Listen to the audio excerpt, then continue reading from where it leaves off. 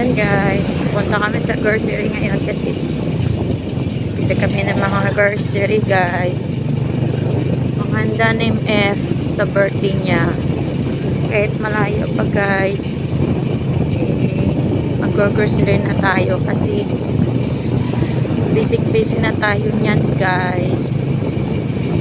So watch for my video guys. Punta kami ngayon sa grocery.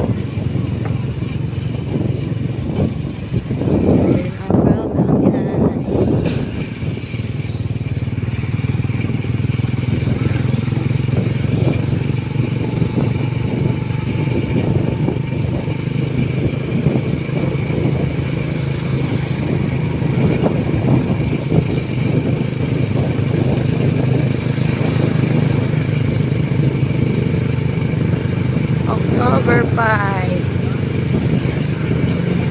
Lapit ng birthday ni Lodi. Tsaka ni Mel. Anniversary.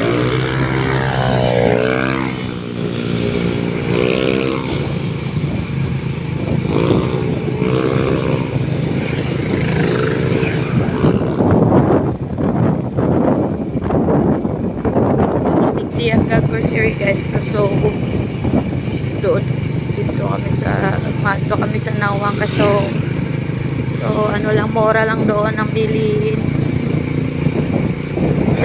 Diyan kasi guys, overpriced na sila sa mga grocery nila, yung mga delatas nila.